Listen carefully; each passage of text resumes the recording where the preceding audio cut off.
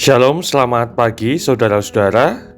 Kita berjumpa kembali di dalam Renungan dan Doa Pagi GKJ Kemuliaan di hari Sabtu 15 April 2023. Renungan pada pagi hari ini berjudul Belajar dari Thomas. Bacaan Alkitab terambil di dalam Injil Yohanes pasal 20 ayatnya yang ke-24 sampai dengan yang ke-29. Dipersilahkan saudara-saudara untuk mengambil waktu pribadi membaca bacaan Alkitab pagi ini. Saya akan menyampaikan renungan untuk kita semua. Saudara-saudara yang dikasihi Tuhan, pada umumnya kita membenarkan sikap Tuhan Yesus yang menegur Thomas karena tidak mempercayai murid-murid lain yang telah melihat, berbicara, dan bahkan makan bersama dengan Yesus yang telah bangkit dari kubur. Yesus mengkritik Thomas yang mau percaya hanya kalau ia sudah melihat bukti fisik dengan mata kepala sendiri.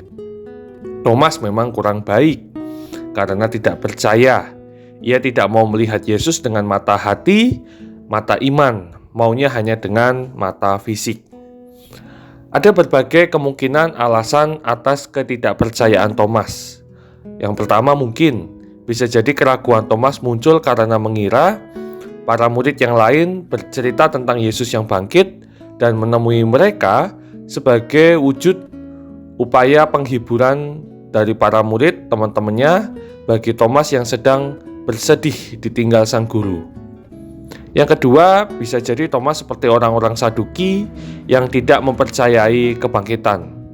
Atau yang ketiga, sikap ragu Thomas adalah sikap kehati-hatiannya dan upayanya secara aktif untuk memahami berita yang ia terima mengenai kebangkitan Yesus.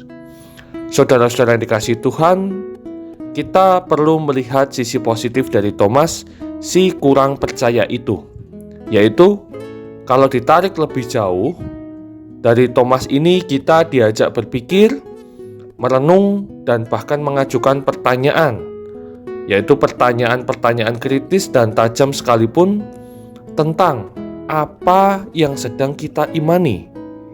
Ini justru sebuah sikap bertanggung jawab kita atas iman kita, bahwa iman kita itu harus terus bertumbuh melalui kerinduan kita untuk mau belajar, memahami, dan memperkaya diri akan iman Kristen.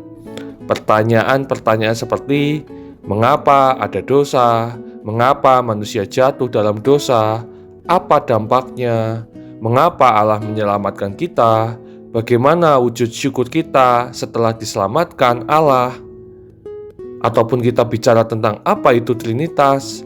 Pertanyaan-pertanyaan ini yang bisa kita renungkan dan kita gali.